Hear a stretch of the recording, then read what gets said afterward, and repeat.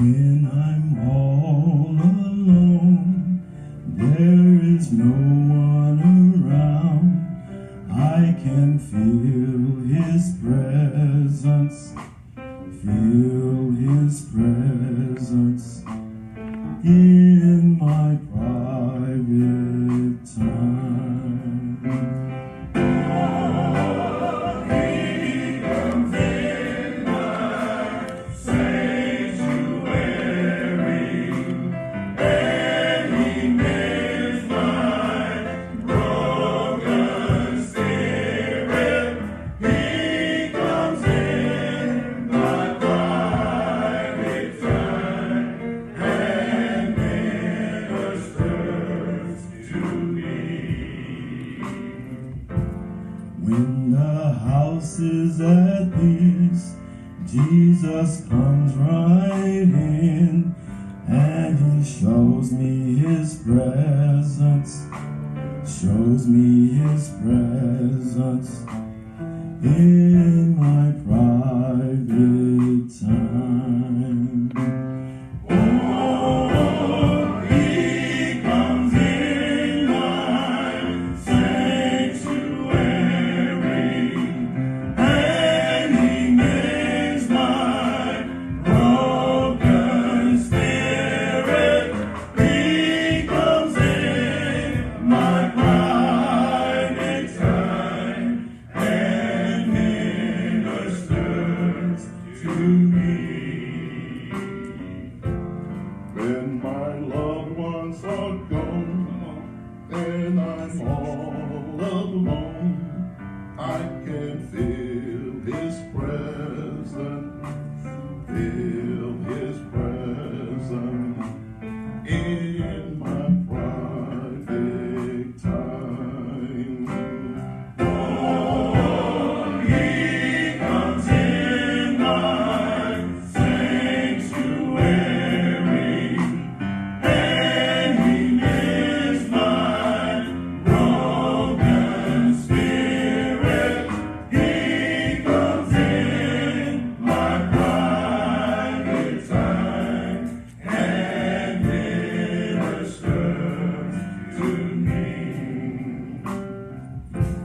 When I read His word and my prayers have been heard, I can feel His presence, feel His presence in my private time. Oh, He comes in my sanctuary, and He mends my broken spirit. He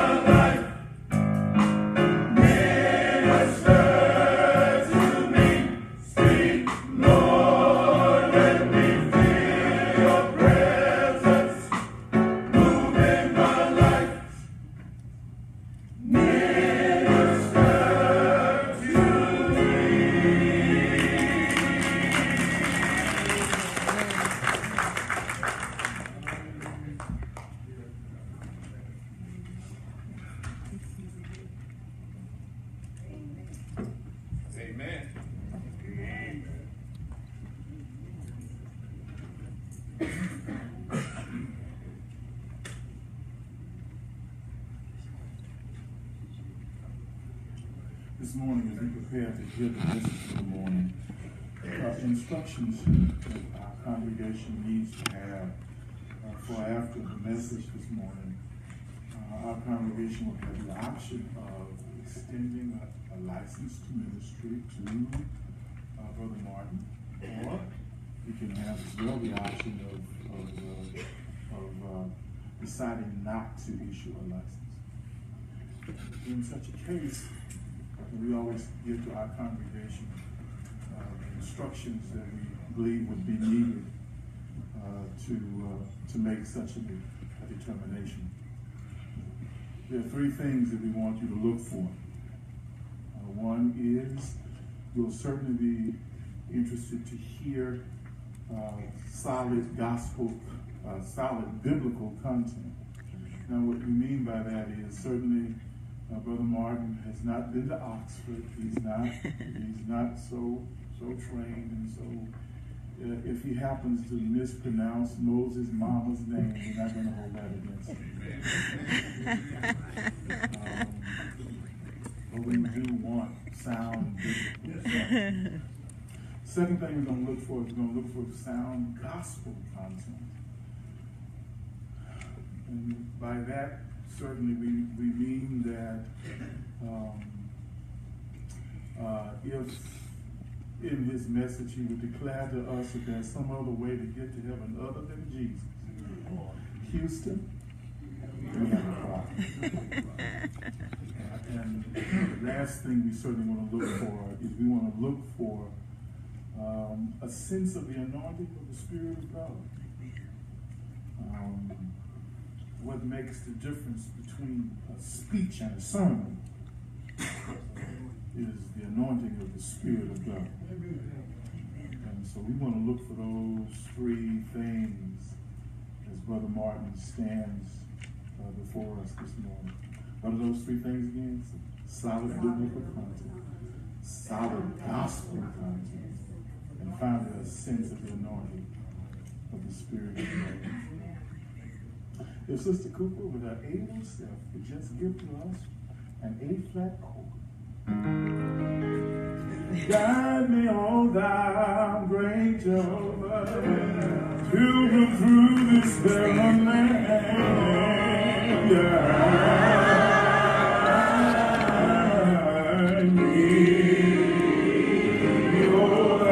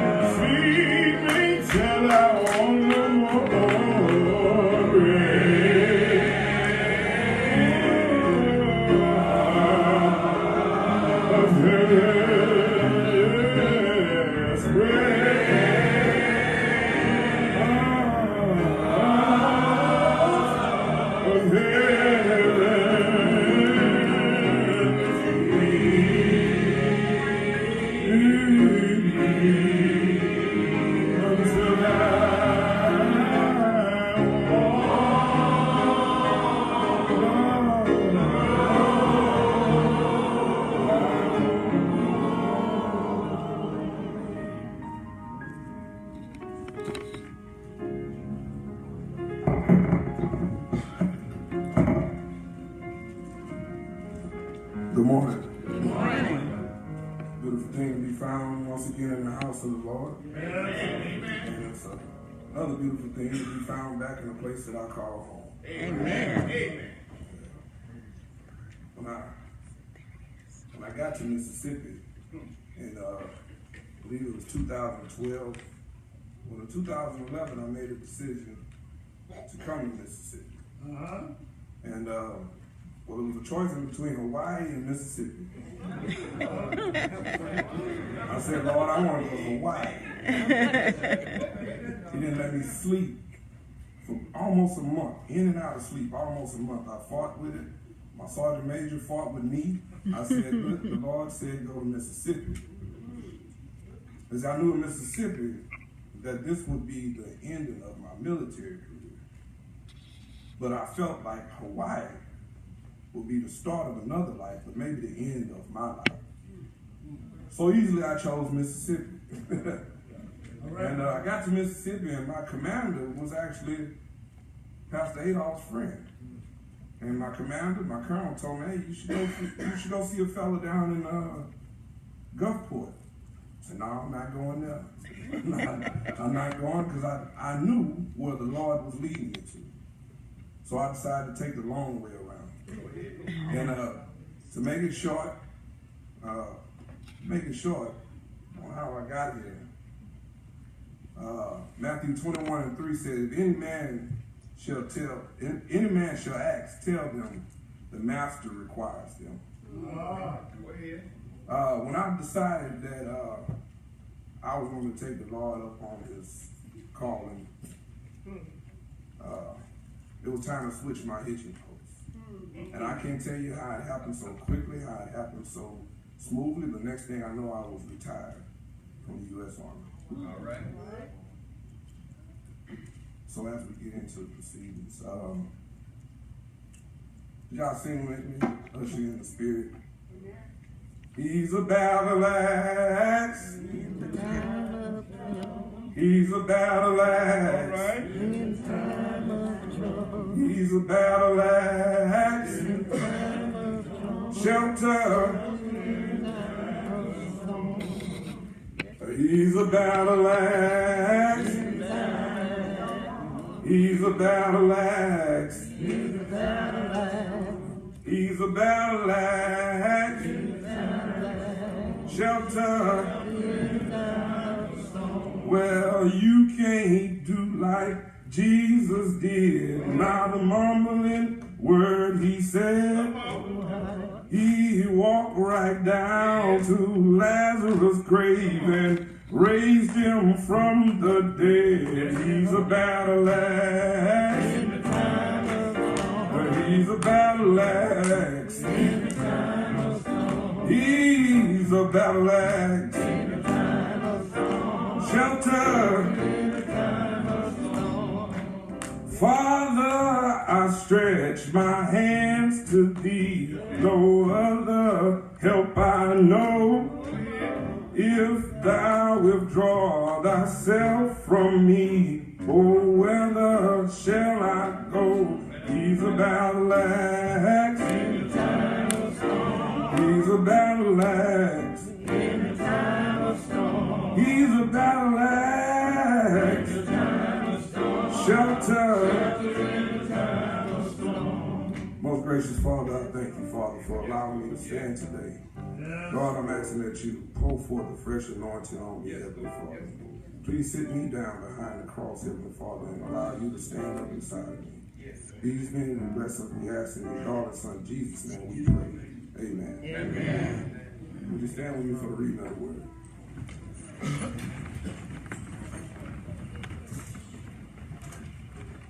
Turn with me to Joshua 3 and 5.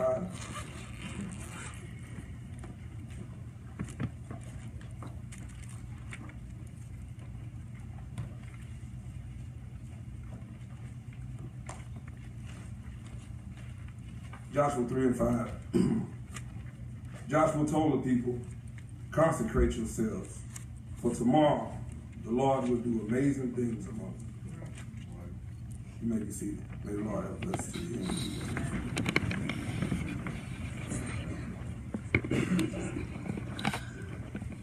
If I had to title this sermon, I would title it An Antidote for Wilderness Wandering. An Antidote for Wilderness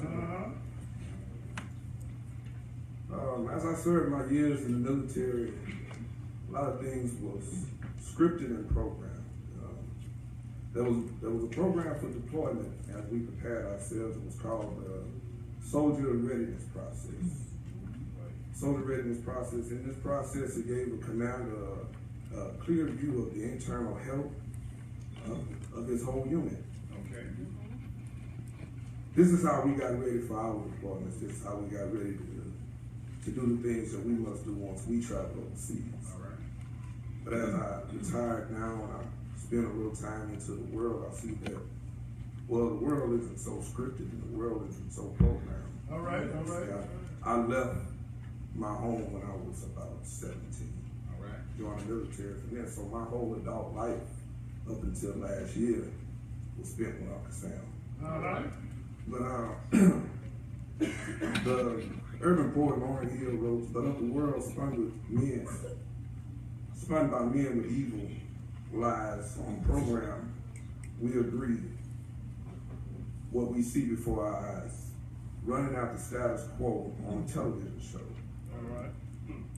Just a picture perfect life is the only life that we know. In this uncomfortable reality, got me chasing fallacies. Wow. And the pace is killing me. But I'm so willingly practicing this sin. I protect this just as it's my friend. But the whole world is hustling me." See, what she's speaking about is the fact that we time and time again put the cart before the horse. We get food along the way, and the kingdom is beset with apathy. In 1975, Gil Scott Hearn wrote, "It's a winter in America. Nobody fighting because nobody knows what to save. Save your soul. The Lord knows it's a winter in America."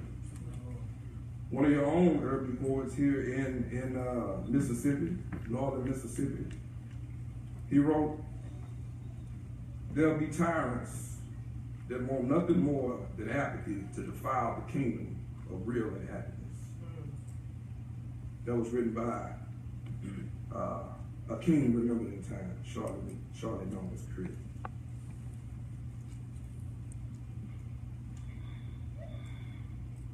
So we get to the part of we reading about the amazing things, but see, we don't mind the amazing things in life, but it's the consecration that's rough. Yeah. You must be divested of all the negativity that you've ingested to get to the land that God has invested for you. Amen. So let's deal with the process of consecration. All right.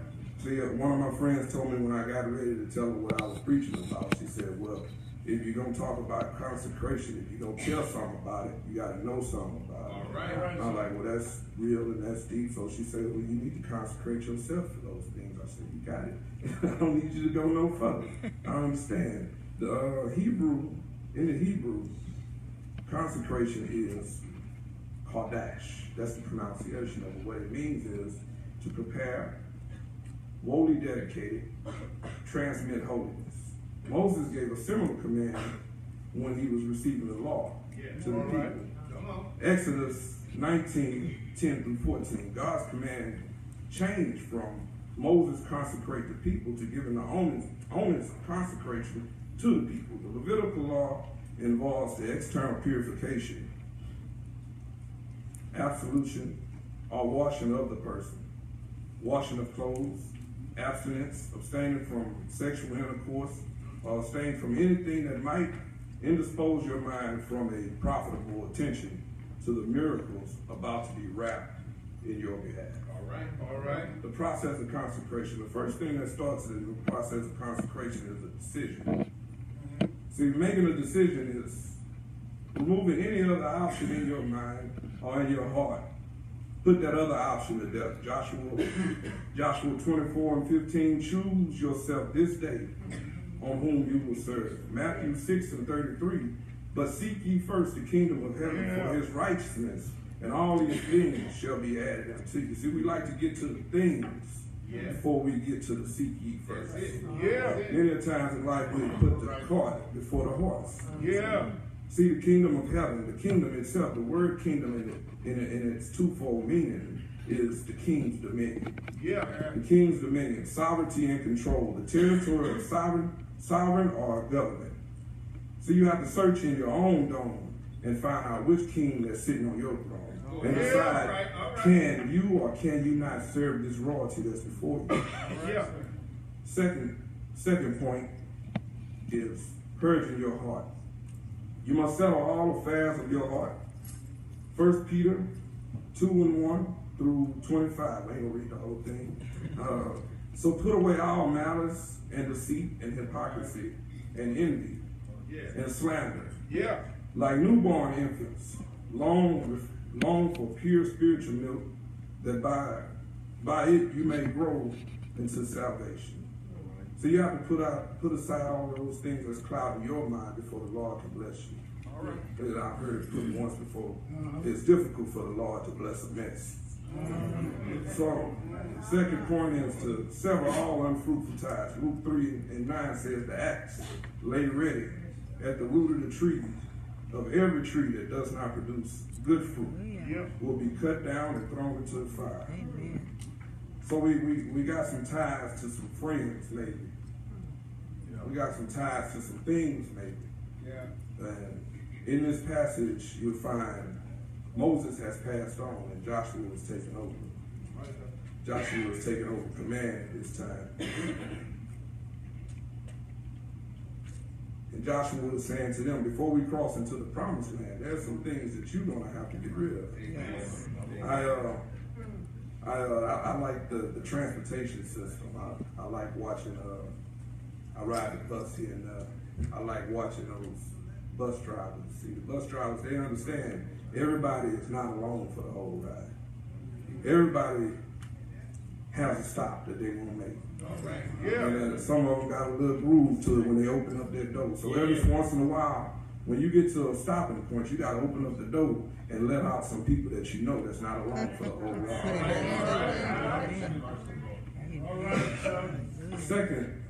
The third point of consecration is the people recognize who they were. So you have to recognize who you are. See, the believers are called the holy people. Part of consecration or sanctification within itself means set apart for God. 1 Peter 2:1. First Peter 2:9. But ye are a chosen generation, a royal priesthood, a holy nation, a peculiar people, that you should show forth the praises of him who have called you out of darkness into the marvelous light. So when you begin to see yourself as royalty in Christ, your demeanor change, your walk definitely change, your talk change, and importantly, the way you love change. See, royalty is not the empty noise of titles or positions, but humility so real enough that it take up the responsibilities of loving those who are unlovable at times. Fourth point, I taught on this on Thursday. I teach brotherhood on Thursday, and I asked, well, what was one of the main points or one of the main things that will allow somebody to get to the point of where they see where the Lord wants them to go, but they stand at the banks of the river and not go across to their promises. And those brothers in there, they gave me a point that is it's profound to me. This point was the point of fear. A lot of people fear what they don't know. A lot of people fear the unknown. But it was at a difficult point, I guess, for me to understand, because there have been many times that I've been in fear, but fear and direction or directives and guidance. You tuck your fear and you do what you've been directed to do. in the military. But in the civilian world, I guess we feel like we have the option of rather not to follow Christ. There you go. Wow. Come on, come on. All right, Doctor. So we rely on our fear, and we tuck tail, and our cowardness allow us to backpedal. Yeah. Backpedal when we put up on a mask that this may not be what I do not want to do. But we fail to live on in Christ's victory. See, we believe passionately in the Lord and Savior Jesus Christ. We talk week in and week out about how he was marched down the Via Dolorosa, how he was marched up the hill, how he was stretched wide and hung high. He died and he rose. But yet we are fearful. Revelation 17 and 14 said they will make war against the Lamb, but the Lamb will triumph over them, because the Lord of Lords and the King of Kings, and he will be accompanied by his called and chosen and faithful ones. How many want to be chosen? How many want to be faithful to what the Lord is telling you to do in life? See, your success within God's will is God's will. God's will has been planted inside of you. The impartation of God's righteousness. 1 John 4 and 18. There is no fear in love. Perfect love casteth out all fear, because fear hath torment. He that feareth is not made perfect in love. See, the importance of consecration. The importance of consecration is to avoid quenching the spirit. Now, we can do all of these things, or we can present all of these things to God, but we can do nothing without the powers of the Holy Spirit. And do not grieve the Holy Spirit, in whom you were sealed for the day of redemption. Get rid of all bitterness, rage, anger, outcry, and slander, along with every form of malice. See, you have to get out of the way of the Holy Spirit and allow him to work within you. So back to Joshua. Joshua rose early in the morning and removed from Shittim and came to Jordan. He and the children of Israel was lodged there before they passed over. See, if you notice, if you want to be successful, sometimes you got to get up early in the morning and talk to the Lord.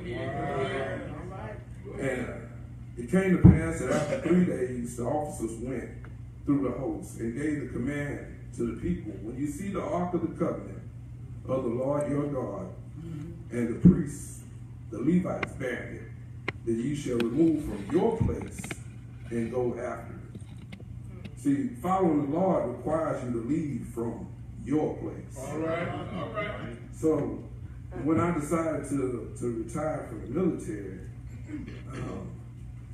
I looked at the military at that point in time just as they looked at Shittim as they were sitting off of the banks, that it was just nothing more but a stopover point. See, there's a lot of times in life we get stuck at stopover. You know, I don't mean to get in anybody's bag, but government assistance is just a stopover. So the Lord wants to take you far beyond those things of assistance. He wants you to be the lender, not the borrower. So follow the Spirit of the Lord requires you to leave from your place. See, man's logic and God's way are two different things. See, God's way is so paradoxical, seemingly absurd, self-contradictory, seemingly to man. See, he says a man has to give up his life in order to keep it. Luke 17 and 33. Whosoever shall seek to save his life shall lose it. Whosoever shall lose his life shall preserve it. A man has to go down in order to come up. Matthew 23 and 12. Whosoever shall exalt himself shall be abased, and he shall humble himself shall be exalted. Yet shall the place between you and it shall be 2,000 cubits by the measure. See, that was a space in between Israel, the children of Israel, the Levites who carried the Ark of the Covenant before they passed over. So what that tells me is you got to give the Lord his room to work. Yeah. See, he's going to show you the way through his Holy Spirit. The Lord, he wants to take you into a progressive path. Yeah. And he says you have not passed this way heretofore. Meaning he's going to show you a new way. And Joshua said unto the people, consecrate yourself, sanctify yourself, for tomorrow the Lord will do wonders among you. Yes. I believe, I like the movie 300. Anybody seen that movie? That's right. But King Leonidas said to the 300, prepare for glory. And that's the same thing in the sense that Joshua is telling his people. Prepare yourself today, for tomorrow it will be glorious to see the things that the Lord will do among you. Yes, sir. So, and the Lord said unto Joshua, I will begin to magnify in the sight of Israel, that I will make, that they may know that as I was with Moses, I am with thee. See, the word magnify or exalt means to be raised up or to be high. So I hang out with my little nephew a lot. He's like 10. So I'm 14 years older than him. Coaches is a little different, you know, but times is different, things are different. And I asked him, I said, man, what's going on out here? Like, what are they smoking? what is causing them to act this way? You know, they say they excuse me, they smoking something called some woo. He said some woo.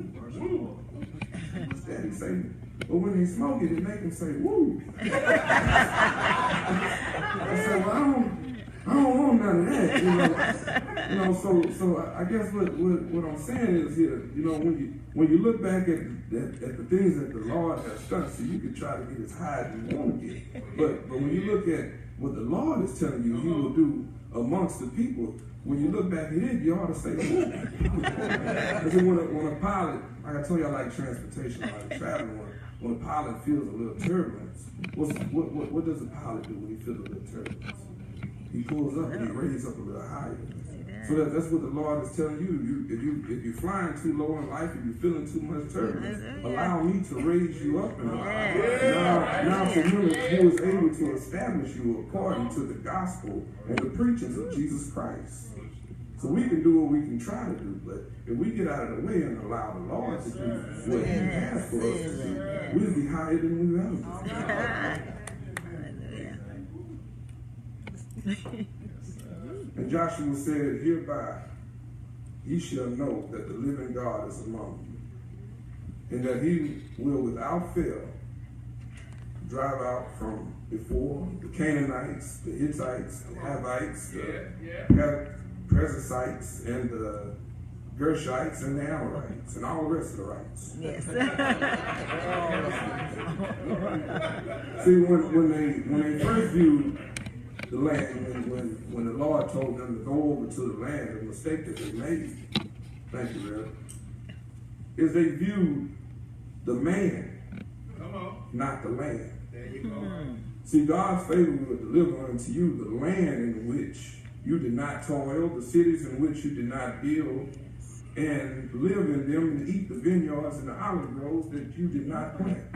Yes, the obstacles in life seem to be gargantuanly impenetrable, but with the Lord, you can get to those promises that the Lord has for you. See, in that day, they carried the ark. They carried the Ark of the Covenant. The Ark of the Covenant, you know, is the one that later that David retrieved, and it caused him to dance naked because he was so excited. That's the Ark of the Covenant in which we're speaking of, the same ark. That Ark of the Covenant was made of a wooden box, made out of the actual same grove that the children came out of, acacia grove, and it was made from chisel wood. It was covered in pure gold, had 4 rings, 2 poles, carried by 4 Levitical priests. It contained 1 jar of manna Aaron's staff and 2 tablets of the commandments. Yeah. And on the top of it was the 2 cherubim angels. Yeah. You know, the 2 angels said, I want 2 wings. Yeah. 2 angels. But the most important thing about this, now it was beautiful. It was beautiful. But the most important thing about this was the middle of it. It was called the mercy seat. The mercy seat is where the Shekinah glory, the Spirit of God dwells. So when they told them to usher in the Levitical priests, usher in the Ark of the Covenant, see, their obedience to what the Lord commanded them caused the Spirit of God to be activated. See, when there's some things that you must do, you must activate that Spirit of God through the powers of prayer. So the power of prayer will go before you. It's like there's a system in the military and in the army. It's called the Duke system. What this does, it jams all enemy frequencies out before you. See, there's an issue in travel through the military and overseas called the roadside bombs, but they are radioactive. They are electronically active. See, they press a button or send a signal to this bomb and the bomb goes up. But if you activate this system inside of your vehicle, what happens is the system jams whatever the enemy's frequency that is trying to send before you. All right. So in essence, this is the first Duke system, the Ark of the Covenant. He told them to go in. And the battle really is already fought because the Spirit of God is going before you.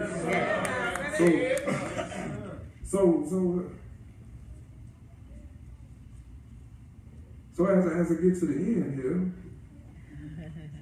and I gotta tell y'all one of my main secrets, one of the main things that has carried me this far in life. There was 2 sisters at Eastern Star, Sister Marks and Sister Booker. Right. When I was growing up, they told me that I was a royal ambassador of Christ. Yeah. All right, brother. See, they told me that there was going to be a few things as a royal ambassador that I was going to need. Yeah. They told me to look down in Ephesians 6:10 through 18. They told me to put on the whole armor of God. Yeah. Finally, brethren, be strong in the Lord and the power of his might. Put on the whole armor of God, that ye may be able to stand against the wiles of the devil.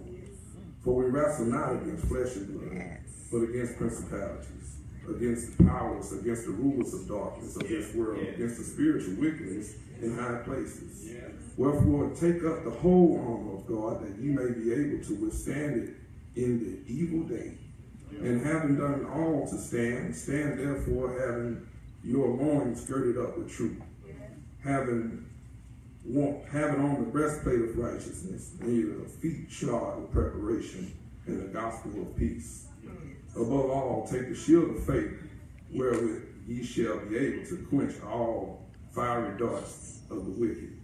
Take the helmet of righteousness and the sword of the Spirit, which is the word of God. Praying always with all prayer and supplications in the Spirit, and watching thereunto with all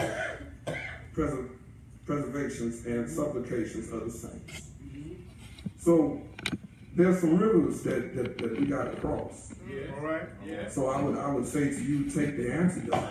Take the antidote for crossing and wilderness wandering. Go into your Canaan.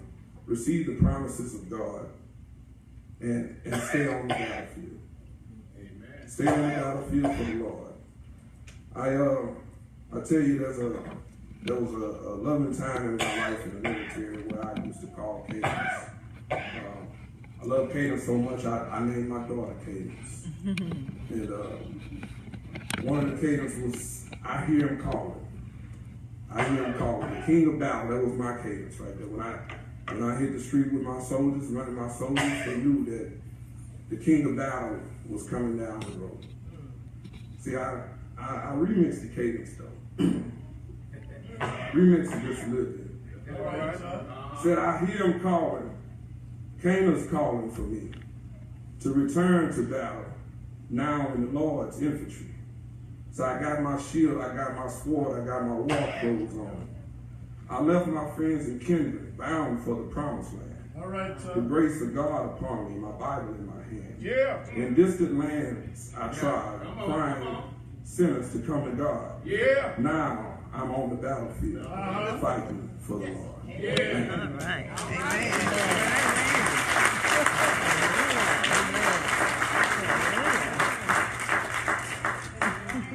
I am on the battlefield for my Lord.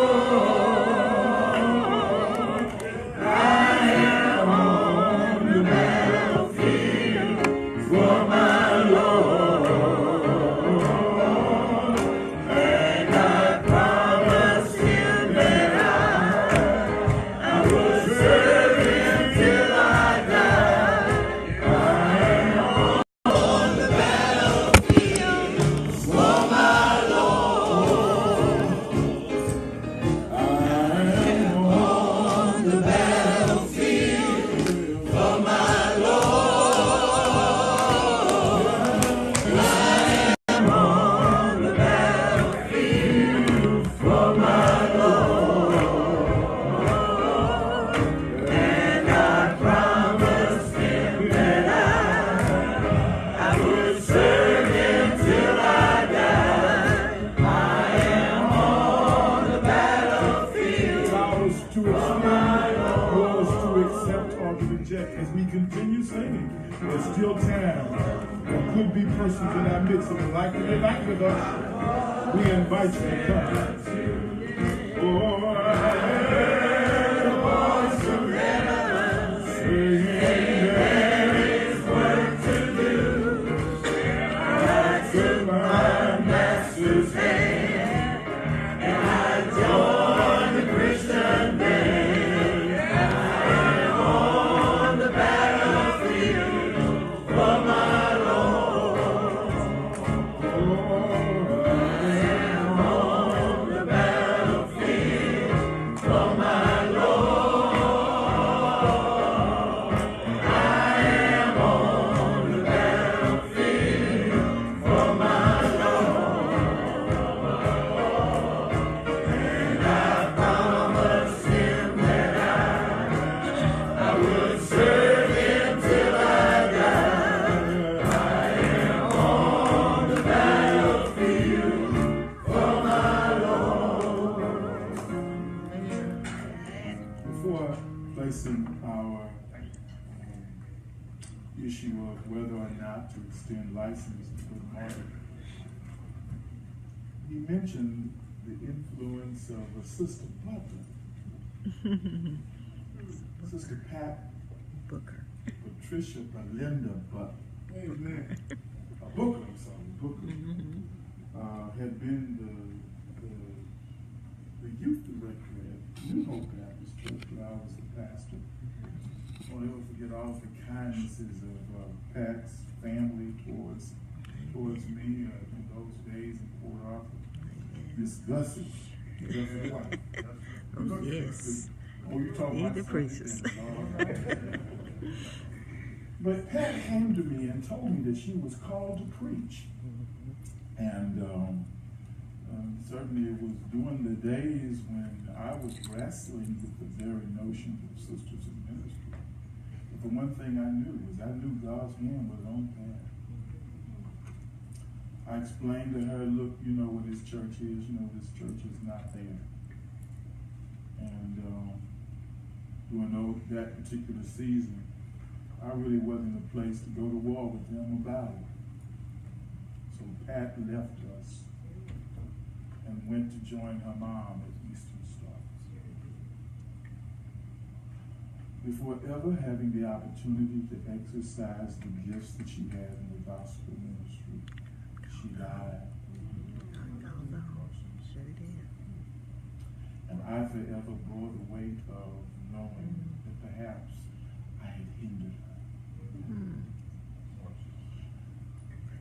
And then God sends a Randy who was influenced by her. Yes. Like, wow. Like, wow. It's now ours to determine whether or not we're going to extend license to Brother Martin. If we issue an express will, that could be done by a motion to either extend or to withhold or hold a license of the gospel ministry. First Missionary, what is your pleasure?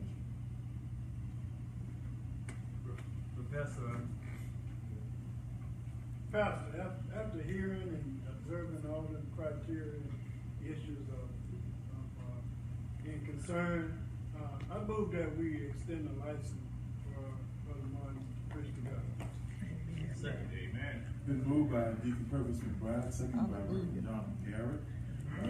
First Missionary extends a license to preach the gospel to Brother Martin. Is there a need for discussion on the motion? Are you ready to vote? Ready. All in favor? Aye. Opposed? Do have the same one. Nobody take the same. Brother Martin.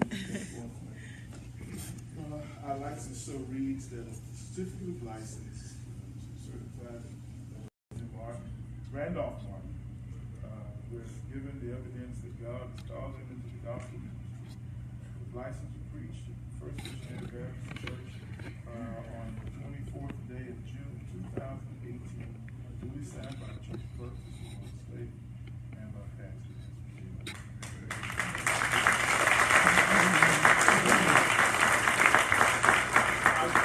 Also extends to those that do an initial sermon. We also extend money, but it's not an honorary. I always have to say to all preachers, as my dad told me, woe be unto the preacher who's in the ministry for money. But there is money in the ministry. Amen. Amen. The initial offering that First Missionary was extending, instead of it being an honorarium, it's actually an investment in education. Amen.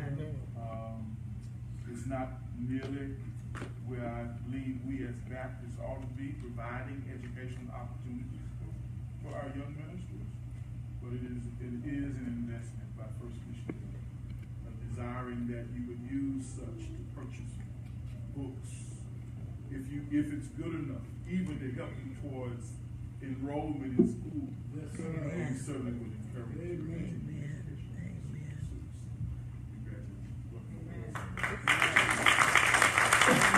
I'd like to grab the closing remarks and benediction from Pastor Lord Scott.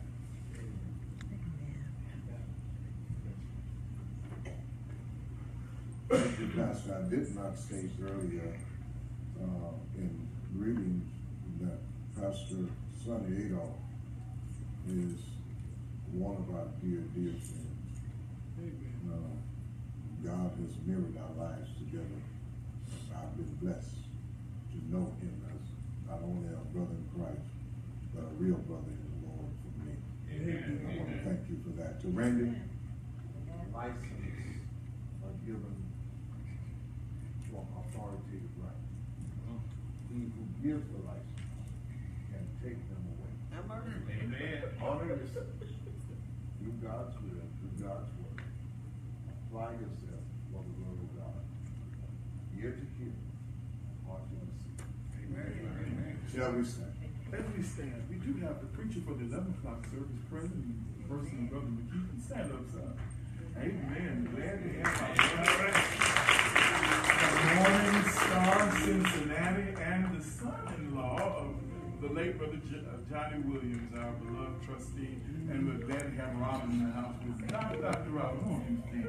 Amen. That was some Post-Katrina, Dr. Robin certainly helped us, and we are talking about MD. Dr. Robin certainly helped us immensely, even allowing us, having us actually to offer quite a medical station post-Katrina. And as you're standing, not only are we looking forward to hearing from him and them at the 11 o'clock service, Tuesday is an election day. Amen. Please, brothers and sisters, go vote. Amen. There is a very important runoff election with reference to what Democrats are going to run against Roger Wicker. Y'all need to go vote. Amen. Amen. I'm going to tell you how to vote? No. We certainly want to encourage you to go vote. Go and vote. Amen. Yes, ma'am. We have our 9 o'clock class this morning. Excuse me? I said, we have a 9 a.m. class. Actually, we are so late, I can't get that class in this morning, and thank you for mentioning it for me. We will do that class next Sunday morning. Am I in your way with doing it next Sunday morning? No, sir. Next Sunday morning it is. We'll conclude how to study and teach the Bible on next Sunday morning. So, will you please stand? Would you hold the hand of the person that is next to you?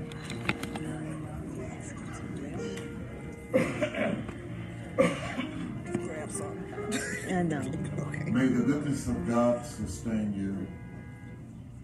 May the grace of God shield you. Yes. May the glory of God shine upon you. Go in peace. Bless you. William and Robin.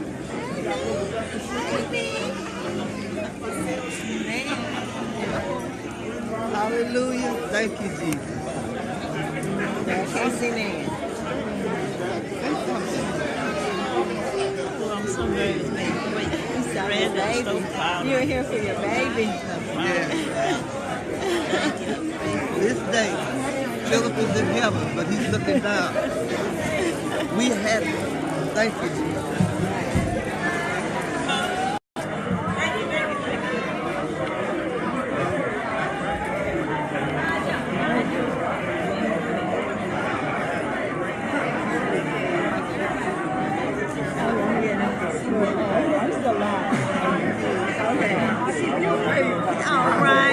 How you doing, girl? I'm good. Good. How your cute self doing? God bless